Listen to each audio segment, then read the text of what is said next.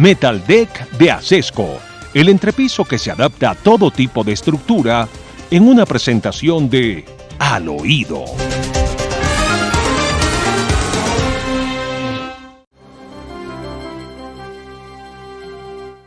Nos salvarán estos aguaceros de abril del apagón en ciernes que tenemos encima por la incompetencia de Gustavo Petro, por no haber utilizado carbón, por no haber utilizado combustibles en lugar del agua que gastamos sin clemencia, el agua de los embalses y que nos tienen a punto de un apagón. Bueno, en abril aguas mil. Si llovió en todo el país como llovió aquí en Bogotá, ¿podríamos salvarnos de este apagón? ¿Qué se opina? ¿Qué se dice? ¿Cómo estuvo el tiempo en el resto del país? Parece que nos salvamos del apagón gracias a que en abril aguas mil.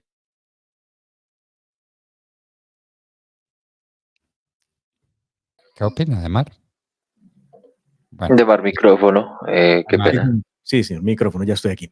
Sí. Doctor Fernando, es lo único a lo que puede apelar Gustavo Petro y su gobierno en la medida en que gracias a él vamos a terminar nosotros prendiendo una vela para poder leer en las noches de 7 a 9 de la noche, que es la hora pico y de mayor demanda de energía que tiene Colombia. Esto en la medida en que, recuerde usted, las reservas de gas bajaron en el gobierno de Gustavo Petro, lo mismo que las de petróleo. El carbón se ha venido suspendiendo, el tema de la exploración no ha podido hacer no se ha hecho posible que se mantenga el proceso de exploración y explotación en el país de hidrocarburos como pues, lo ha ordenado Gustavo Petro, porque él va a salvar el mundo. O sea, esta salvajada del gobierno de impedir la exploración y explotación hoy nos tienen un problema. Hay que prender las termoeléctricas, doctor Fernando, con carbón o con gas. ¿Tendríamos de dónde si el gobierno fuera responsable con los ciudadanos? Pero evidentemente el gobierno es responsable con los ciudadanos y ellos quieren aparecer ante el mundo con la fotografía de Colombia en la oscuridad, prendiendo velas y diciéndole al mundo, vea, nosotros sí cumplimos con nuestra promesa de bajar las emisiones de gases de efecto invernadero y contaminación y dióxido de carbono, que es el capitalismo, y vea cómo sí le cumple al mundo. Hoy la situación no es sencilla, doctor Fernando. Y esto lo ha advertido XM, que es el operador del sistema eléctrico, que hace un llamado muy urgente al gobierno de Gustavo Petro a tomar cartas en el asunto. Claro que un poco tardío, ¿no? Un poco tardío. Claro, ya vamos a ver el nivel de los embalses, porque es que el nivel es crítico, muy crítico. La demanda de electricidad en Colombia presenta un crecimiento del 8,31%.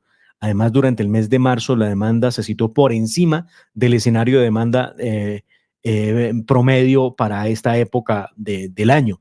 Lo otro que genera preocupación, evidentemente, son los aportes hídricos registrados en marzo, que se mantienen por debajo de los mínimos históricos, en el 45,37% de la media histórica, es decir, 69,96 gigavatios hora día.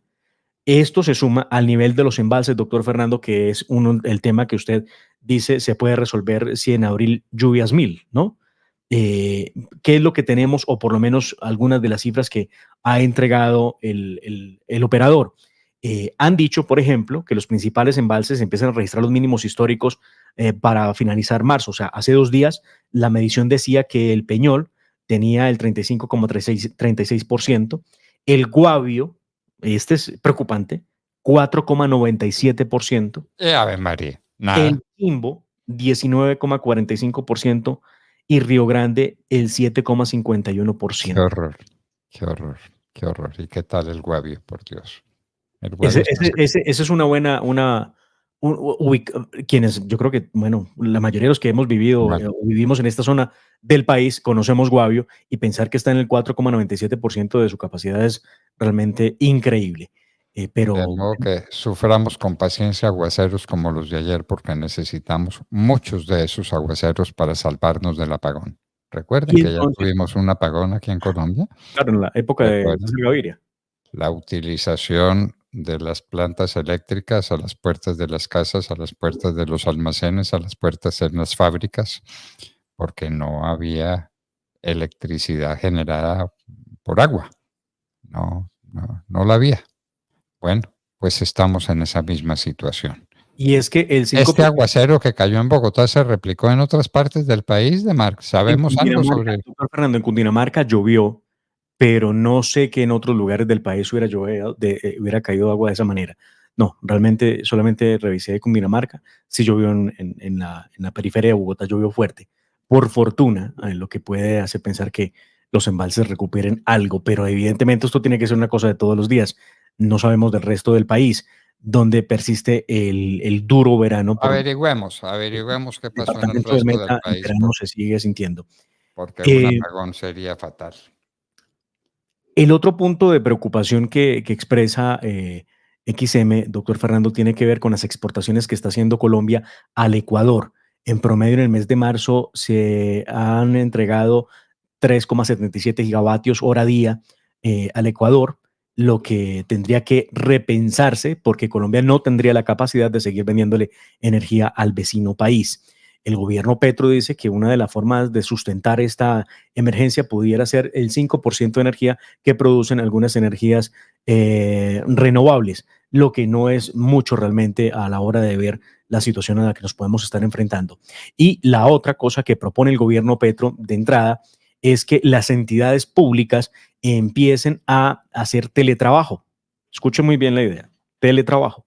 Entonces, los funcionarios públicos ya no van a la oficina a prender las luces y el computador de la oficina en el centro de Bogotá o cosa por el Claro, estilo. Lo y a, prenden gas- en la casa. a Y gastar, entonces, a gastar gasolina en el viaje. no, pero doctor Fernando, el tema es que si bien usted apaga el edificio porque no va a prender las luces, porque no va a utilizar el edificio, va a prender la casa de cada funcionario. Dicho de otra manera, el funcionario público ya no gasta la energía en el edificio donde tiene que No, trabajar, sino que gasta la energía en su casa y termina pagando el precio de el lo que ahorro, el paga el ahorro Estado. está es en el viaje, de Mar. El ahorro está es en el viaje. El funcionario público no se tiene que trasladar de su casa a la oficina, sino que se queda en su casa trabajando. Entonces, pues esa es una medida harto elemental. ¿Cuánto cuánto nos ahorra eso de energía y cuándo se pone en marcha? Nunca se sabe. Con este gobierno no se sabe nunca nada. Bueno, como no se sabe cuál es la posición del gobierno frente a la creación del nuevo bloque guerrillero del Estado Mayor Central de las Disidencias, El que saluda con porque, tanta emoción Oti Patiño. porque salió Tipatiño a decir que tenían, que estaban en su derecho de hacerlo. Hágame el favor, hágame el favor. Yo tengo el derecho de coger un fusil y de empezar a acosar a la gente y de reclutar menores y de matar ciudadanos inocentes y de desplazar a los campesinos de una región. Ese es el derecho del que dice Oti Patiño tienen los del Estado Mayor Central. Faltaba más. Nos reportan, doctor Fernando, de ir a escuchar las declaraciones de Oti Patiño, que son realmente absurdas. Nos reportan desde Cali, Miriam Lucía Inagán, que llovió 4 horas por lo menos esta madrugada.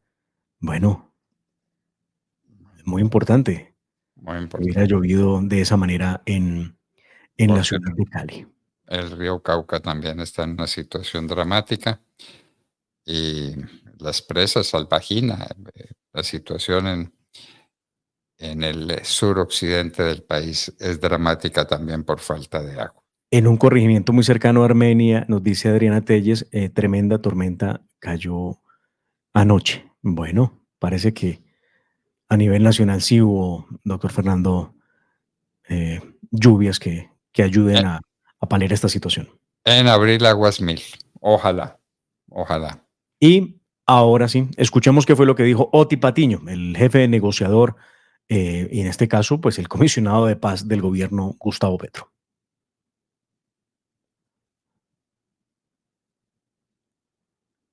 Bueno, no estábamos preparados de mar con las declaraciones de Oti Patiño. No. Bueno, no. Pero bueno, mientras aparece la de Oti Patiño, doctor Fernando, aquí está el anuncio que hizo la guerrilla de las FARC y del que se siente tan orgulloso Oti Patiño. Escuchamos qué fue lo que dijo las FARC. De manera unilateral el cese al fuego con nuestra organización y ante esto respondemos nuevamente con un despliegue político y militar y la conformación del bloque central. Con este nuevo bloque, que se integra a los ya existentes bajo la conducción del Estado Mayor Central de la FAREP, queremos rendir homenaje a Isaías Pardo, el conductor de la resistencia en Marquetalia, para la creación del bloque Comandante Isaías Pardo, la vinculación de cientos de jóvenes a nuestras filas en estos departamentos, en estos últimos 2 años. Esperamos seguir contando con los jóvenes, mujeres y hombres dispuestos a construir la patria nueva con las FAREP. Quindío y Valle del Cauca, sabemos que como en otras regiones de Colombia, transformaremos de manera conjunta las condiciones de vida. ¿Cómo le parece? ¿Cómo le parece? Transformando las condiciones de vida de estos bandidos que lo que hacen es reclutar la gente, desplazarla, destruirla, volver pedazos el país, obviamente con la ayuda del narcotráfico. Obviamente y la ayuda todo eso es cocaína. Y la ayuda del gobierno, doctor Fernando, porque a fin de cuentas la falta de erradicación de cultivos ilícitos, la falta de combate y la tranquilidad con la que anuncian, sí, tenemos por acá a Iván Márquez, se encuentra en excelente estado de salud, que ya le voy a hablar de ese temita de Iván Márquez, porque se viene un nuevo, como usted lo ha dicho, sainete respecto de lo que son las conversaciones de paz. Pero escuchemos ahora sí a Oti Patiño y su sorprendente declaración. Tiene un nivel, esto sí lo digo yo a mi propia apreciación, doctor Fernando, de cinismo increíble. Ya a Oti Patiño alguna vez le preguntaron por el reclutamiento de menores de edad por parte del ELN y pues más o menos le dio como entre risa y como si fuera un chiste. Definitivamente esto es absurdo. Escuchamos qué fue lo que dijo Oti Patiño. Hola, doctor. Hola, ¿qué tal? Muy bien. Sí, creo que el anuncio es una reorganización interna que ellos tienen y si conlleva esa reorganización interna a que respeten a la población, que respeten el cese al fuego, pues bien, pero es una reorganización interna de ellos a la cual tienen todo el derecho de hacerla. ¿No les preocupa que se esté atomizando las disidencias? ¿Cómo le parece? ¿Cómo le parece? Eso es lo importante de lo que dijo Oti Patiño. Ellos tienen derecho a hacerla. A hacerla. Es decir, tienen el derecho a matar, a reclutar, a desplazar a la gente de sus territorios. A reclutar niños. Y a enriquecerse con la cocaína. Le faltó decir eso a Oti Patiño, pero va de suyo. Va de suyo en esa declaración. Nuestros oyentes, gracias por el reporte que nos hacen en todas las ciudades del país. En Armenia lluvias ayer y esta madrugada, en Santander también ha llovido, en Pereira tremendo aguacero, dice Rosario Arango, en Bucaramanga y Florida Blanca llovió, dice Berta Cecilia. Bueno, doctor Fernando, ahí tiene usted el reporte. En abril Aguasmil. Van 2 días que ha llovido, nos dice Ernesto Arango. Gracias, Ernesto. En abril, Aguasmil. Ojalá sigan cayendo estas aguas en abril para recuperarnos de las improvidencias del señor Petro y de su gobierno, que se gastó la energía producida por el agua, se la gastó sin clemencia y nos quedamos sin agua y nos estamos quedando sin energía. Pero no se preocupe que el mundo va a entender que nosotros queremos salvar el planeta. No, sí, claro, con toda seguridad. Bueno, Demar, ¿incrementan los peajes o no los incrementan? Pues el problema... Porque ya llega el segundo incremento. Ya hicieron el primero. Lo aceptaron a regañadientes, pero dijeron que no había lugar para otro incremento. Pero el gobierno dice que se necesita otro incremento de peajes porque el déficit del fondo es un déficit pavoroso. ¿Qué van a hacer? Pues esa es la gran pregunta que en estos momentos se hace el mismo gobierno porque están viendo la manera de hacerle el quite al segundo incremento de peajes que nadie estaría dispuesto a asumir. De hecho, hay discusiones en el Ministerio de Transporte para poder tomar una decisión porque se tenía pensado que sería para el mes de junio, pero desde el mismo gobierno están diciendo que no ven positivo el hecho de que se incremente. Lo cierto, doctor Fernando, es que si no se produce el incremento, tendría un serio problema muchas de las concesiones y, por supuesto, el mismo Estado para poder garantizar el funcionamiento y sostenibilidad de varios corredores viales en el país. Es que es así de simple. El chiste de Gustavo Petro durante el año 2022, mes de diciembre, cuando vio que su popularidad caía y trató de levantar esa popularidad en las encuestas a punta de la decisión más absurda, que fue suspender el incremento de peajes para el año 2023, nos tiene en estos momentos en una situación que va por doble en el incremento que sería este año. El gobierno no sabe qué hacer, no sabe qué camino tomar. Lo cierto es que debe haber un incremento si quiere que se haya sostenibilidad sobre la manera en cómo se maneja el tema de concesiones en el país con las carreteras. A comienzos del gobierno de Petro, en el gabinete ministerial hubo unas personas significativas. Un ministro de Economía que es reconocido como un buen economista. No estamos de acuerdo con las cosas que hizo y con muchas de las cosas que piensa, pero esa es otra cosa, no hay duda ninguna. José Antonio Campo, ¿no? José Antonio Campo es una persona respetada en el terreno económico de América Latina. Tuvimos un ministro, el ministro Gaviria, que terminó peleado con Petro, y ahora tenemos detalles del retiro de Cecilia López. Cecilia López que no volvió a tronar ni a relampaguear, ¿no? ¿Qué pasó con ese retiro? Salió muy mal del gobierno, muy ofendida, doctor Fernando, y detalles de su salida. Lo primero que ocurrió con Cecilia López es que, recuerde usted, desde la Agencia de Tierras se estaba proponiendo una especie de expropiación express para los predios que violaran dos términos. De eso hablamos ampliamente en la hora de la verdad y que así lo concibió el gobierno de Gustavo Petro. Las personas que faltaran al deber social de la tierra y al deber ecológico de la tierra debían ser objeto de expropiación express. Inclusive se habló de extinción del dominio también frente a ese tipo de predios.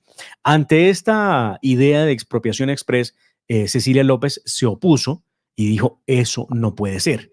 Su principal contradictor, quien lo creyera, nada más y nada menos era Gerardo Vega. No sé si usted recuerda, doctor Fernando, exdirector de la Agencia Nacional de Tierras, quien resultó siendo el que ponía los puntos sobre las IES. Y fue y dijo, venga, esto tiene que ser así. Fue Cecilia López a hablar en Palacio y a decir, si me van a meter el tema de expropiación, que yo no estoy de acuerdo y no lo voy a permitir, yo renuncio ya mismo. Se lo dijo a Laura Sarabia. Laura Sarabia le dijo, no, venga un momento, tranquila, yo hablo con el presidente, esto puede pasar, puede ser un malentendido, no va a pasar, tranquila. Habló con el presidente y bajaron el decreto. A los días después, vuelve a haber una reunión y esta vez ya es Laura Sarabia la que llama a la ministra de Agricultura, Cecilia López, y le dice, ministra, por favor renuncie. Y ella queda, pues, doctor Fernando, Cecilia López ha sido ministra en el Estado colombiano, fue ministra de Agricultura, y llegó y le dijo, venga, ¿cómo así? ¿Usted es la que me dice a mí que yo renuncie?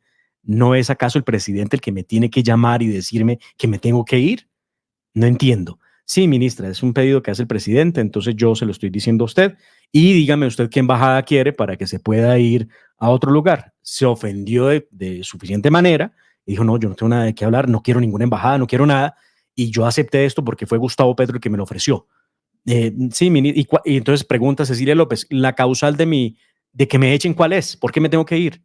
Porque usted no hizo la reforma agraria. Pero si estamos trabajando, ¿cómo así? ¿Qué es esto? El caso fue que la sacaron a patadas y Gustavo Petro no le dio la cara para decirle que no iba más. Bueno, muy bien. La nueva junta de Ecopetrol se reunió con Petro. ¿Quién sabe de qué hablaría? Porque Petro no sabe de combustibles, no le gustan, los detesta. Y en la nueva junta directiva hay unas personas que no tienen ni idea ni qué cosa es una empresa, ni de qué son los combustibles. Pero se reunieron, ¿no? Se reunieron para hablar de lo que sería el futuro del enfoque de energía transicional que busca Gustavo Petro con precisamente la empresa Ecopetrol, con un grupo de amigos suyos, muchos de ellos políticos, que nunca han estado en el sector de los hidrocarburos y con los que se pretende, evidentemente, darle un giro a la compañía. No sabemos cuáles son las conclusiones de esa reunión. A propósito de temas, doctor Fernando, había una reunión ayer, lunes, con los operadores de energía en el país y del gobierno. El ministro de Minas y Energía canceló la reunión. La reunión era de urgencia ante la situación del nivel de los embalses y de demanda de energía en el país. El ministro la canceló. Razón, había Consejo de Ministros, y Consejo de Ministros es más importante que analizar la situación que puede derivar en un apagón en Colombia. Consejo de Ministros que se reúne cada que al presidente le da la gana reunirlo.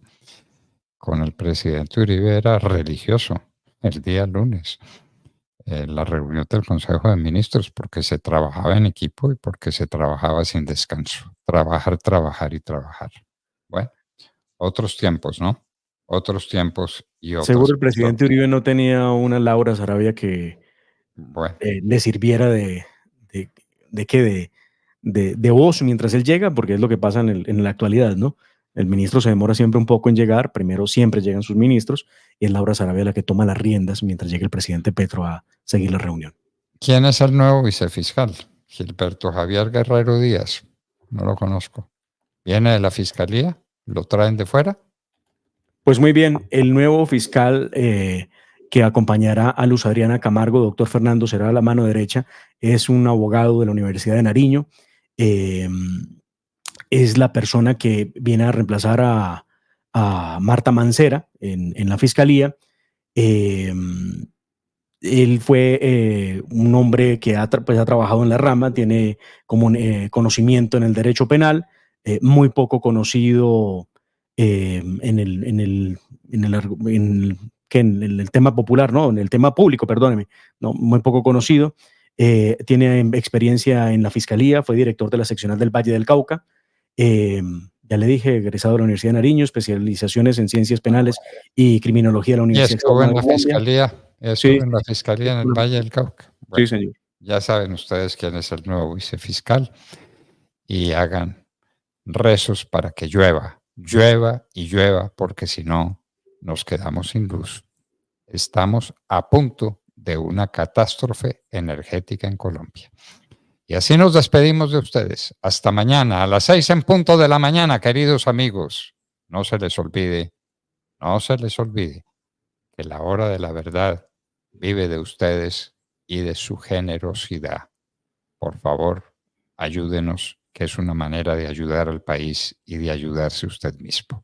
Hasta mañana, pues, a las 6 en punto de la mañana, cuando regresaremos, Dios mediante. La familia Ramírez duerme tranquila porque su techo está bien hecho. Bien hecho como las cubiertas Asesco. Por su doble capa protectora, son ultra resistentes a la corrosión y al paso del tiempo. Para que tu techo quede bien hecho, exige calidad Asesco.